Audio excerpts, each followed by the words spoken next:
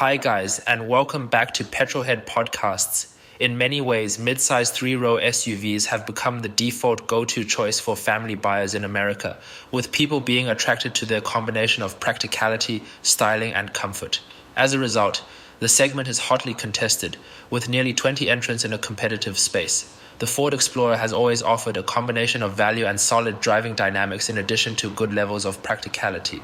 For 2025, the Explorer has received a comprehensive mid-cycle refresh, but are the changes enough to keep it competitive, and is it the best mid-size three-row SUV money can buy? Join me as I go through an in-depth comparison to give you the answer. Today we will be comparing the 2025 Explorer all-wheel drive, which has a starting MSRP of $44,045, to 5 other three-row mid-size SUVs. Firstly, we have the dependable and practical 2025 Honda Pilot all-wheel drive, with a starting MSRP of $43,750. Next, we have the popular and feature-packed 2025 Kia Telluride all-wheel drive, with a starting MSRP of $42,805. Thirdly, we have the premium and stylish Mazda CX-90 all-wheel drive, with a starting MSRP of $39,300. Fourth, we have the powerful and large Toyota Grand Highlander all-wheel drive, with a starting MSRP of $46,680. And finally, we have the boxy and value-oriented 2025 Volkswagen Atlas all-wheel drive, with a starting MSRP of $41,525. So how do these SUVs compare? Let's go ahead and find out. In 6th place overall is the Honda Pilot. In terms of exterior styling, the Pilot is the least appealing of the 6 cars here, lacking in road presence with a generic design up front and a bulky side profile with a glass house that looks incohesive. The design of the rear end is fine but not outstanding. Moving on to the interior, and the Honda's design remains the most generic feeling of the 6 cars, with a design that is very close to the Civic and Accord, and a lack of premium metal accents and stitched surfaces. The Pilot's technology is also not the best, with the smallest touchscreen at just 9 inches running very basic software, although the digital gauge cluster is competitive. In terms of equipment, the Pilot is good, although there are no standout features compared to the competition. In terms of practicality, the Pilot is good but not outstanding, with 41 inches of front row legroom, 40.8 inches of second row legroom, 32.5 inches of third row legroom, shoulder room of 61.7 inches in the second row, and a maximum cargo capacity of 86.5 cubic feet behind the front seats. In terms of drivetrains, the Honda has a 3.5-liter naturally aspirated V6 engine, producing 285 horsepower and 262 pound-feet of torque, mated to a 10-speed automatic transmission, sending power through a front-biased all-wheel drive setup. The Pilot accelerates from 0 to 60 miles per hour in a class average 7.1 seconds, and achieves a combined economy rating of only 21 mpg, which is among the worst here. In terms of driving experience, the Pilot is decent, with good body control and decent handling, but the overall experience is forgettable. The engine feels sluggish, the steering is very light, and noise insulation is also decent but not amazing. Overall, while the Pilot has a practical interior, it is not enough to overcome its generic styling and interior, outdated technology, and average performance and economy, so it finishes last. In 5th place overall is the Kia Telluride. Despite being one of the oldest vehicles here, the Telluride's styling still looks impressive, with the tough and off-road oriented vibe. Up front, the vertical headlights with amber daytime running lights and the rugged-looking bumper looks great. On the side, the Telluride has an upright and substantial feel with an inoffensive, although plain design. Round back, the vertical taillights echo the shape of the headlights and look great, and the Telluride script also feels premium. Moving inside, and the Telluride's interior is also very good despite its age, with a modern design and good use of wood finishes and stitched surfaces to provide a premium feel. The Telluride has a 12.3-inch infotainment display and a 12.3-inch instrument cluster running software that is among the best of the 6 cars here. In terms of features, the Telluride is also excellent, with most expected features being available, and is one of the few vehicles available with ventilated seats for the second row, although it only has wired and not wireless Apple CarPlay and Android Auto. In terms of practicality, the Telluride is about average among the 6 vehicles, with a maximum front row legroom of 41.4 inches, second row legroom of 42.4 inches, third row legroom of 31.4 inches, a shoulder room of 59.9 inches in the second row, and up to 87 cubic feet of cargo capacity behind the front seats. In terms of drivetrains, the Telluride has a 3.8-liter naturally aspirated V6 engine, producing a class average 291 horsepower and 262 pound-feet of torque, mated to an 8-speed automatic transmission, sending power through a front-biased all-wheel drive system. The Telluride accelerates from 0 to 60 miles per hour in 6.8 seconds, which is decent, and achieves a combined economy rating of 20 mpg, which is unfortunately the worst of the 6 cars. The Telluride's driving experience is good, but not outstanding, with a soft ride and decent noise insulation but average body control and light and vague steering. The naturally aspirated V6 engine feels reasonably strong and feels better than the similar-sized V6 in the Honda. Overall, despite an all-new version incoming, the Telluride is still a strong competitor in this segment, with great styling, an upscale interior and a lot of features for the price, but the competition has caught up and its driving dynamics, powertrain and overall practicality do not stand out anymore. In 4th place overall is the Volkswagen Atlas. The Atlas benefited from a big refresh for the 2024 model year and looks great. Up front, the big grille, full-width light bar and C-shaped headlights look modern and gives the Atlas good road presence. On the side, the squared-off design, upright proportions and prominent wheel arch flares looks tough and imposing, while round back the full-width tail lights also look great. The Atlas's interior is a mixed bag. On the positive side, the design feels modern and upmarket, and there is good use of metal, wood, and stitched finishes to elevate the look, even if the Mazda and Kia do feel slightly more premium. The 12-inch touchscreen and fully digital instrument cluster have modern software and great graphics, but can be laggy to use, and the lack of physical temperature controls is annoying. In terms of standard features, the Atlas is good with all the expected amenities and is also available with massaging seats, a rare feature for this segment. In terms of practicality, the Atlas is on the larger side for this segment, featuring 41.7 inches of front row legroom, 37.6 inches of second row legroom, 33.7 inches of third row legroom, shoulder room of 60.5 inches in the second row, and a massive 96.6 cubic feet of space behind the front seats. The Atlas features a 2-liter turbocharged 4-cylinder engine that develops the second lowest power of the 6 vehicles at 269 horsepower and 273 pound-feet of torque. This engine is mated to an 8-speed automatic transmission, sending power through a front-biased all-wheel drive system. The Atlas accelerates from 0 to 60 miles per hour in around 7.4 seconds, which is the second slowest of the 6 cars, and achieves a combined economy rating of 21 mpg, which is also not outstanding. In terms of the driving experience, the Atlas is good, with a comfortable ride, decent noise insulation, and good body control by the standards of this class. The powertrain also feels more potent than the figures suggest on paper. However, the handling, while decent, is not as good as the Ford and Mazda, with more body roll and vague and light steering.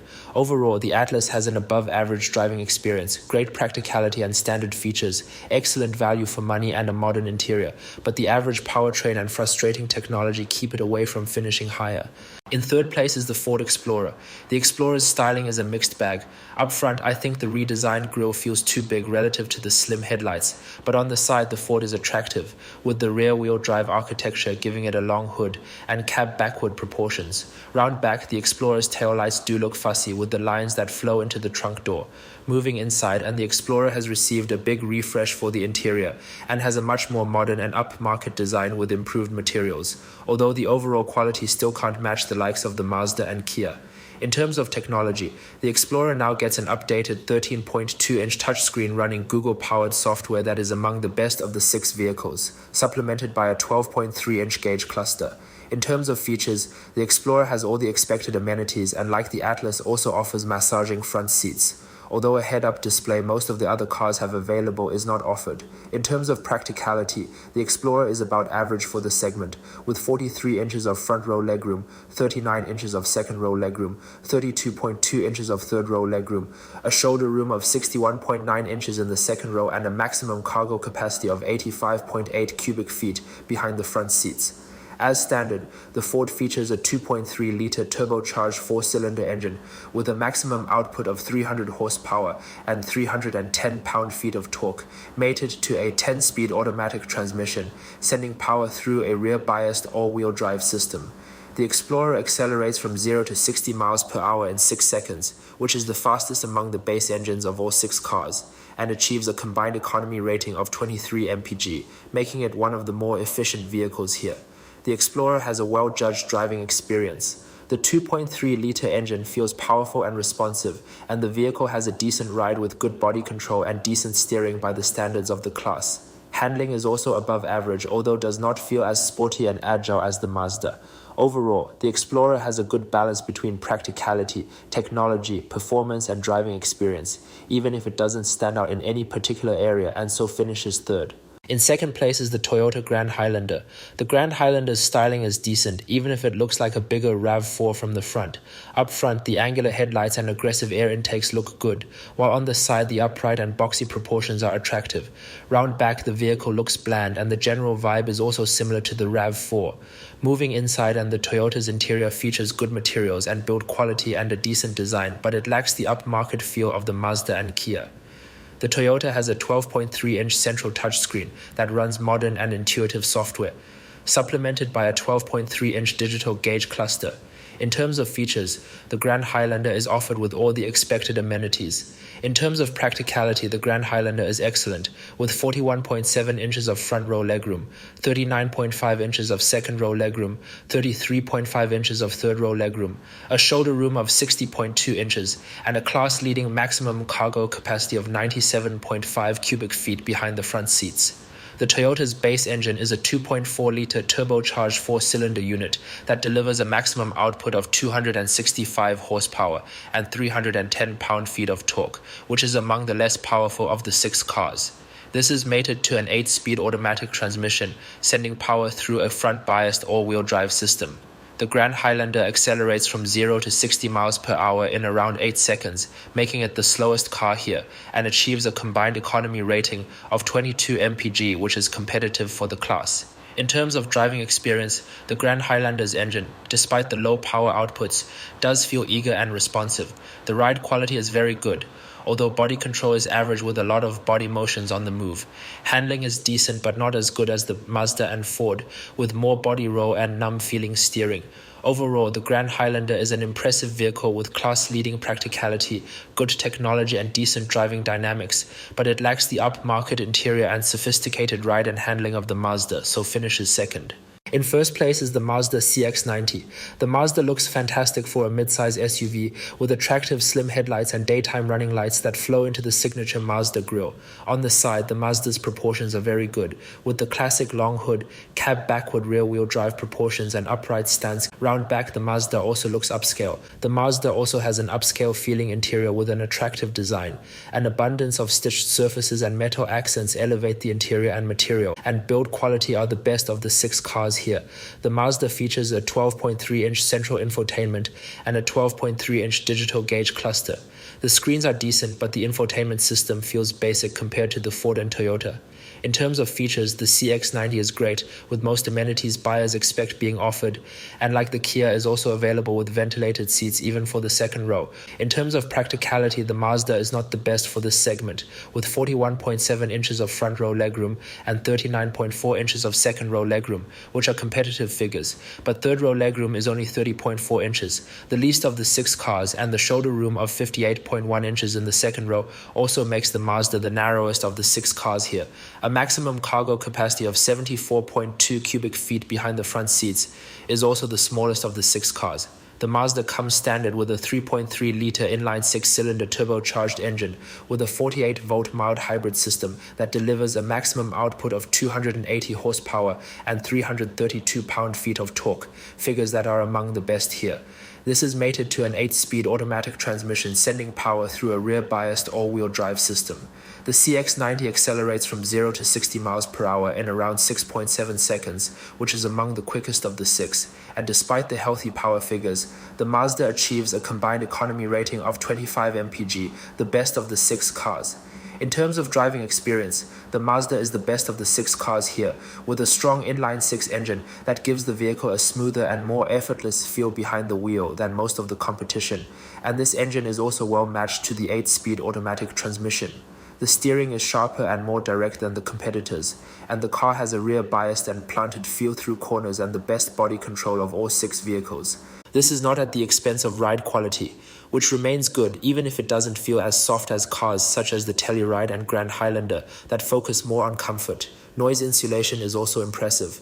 Overall, the Mazda is the best vehicle here for me, as its upmarket exterior and interior, smooth inline-6 engine and sophisticated driving experience make it feel significantly more premium than the other cars. However, it has the smallest cargo volume of all 6 cars and old-feeling infotainment. So if these negatives are deal breakers, do consider the second-placed Grand Highlander, which is also an excellent choice. So what do you guys think of these 6 midsize SUVs? Let me know in the comments below. And as always, please like this video and subscribe to my channel to be the first to see more amazing content like this in the future. Cheers!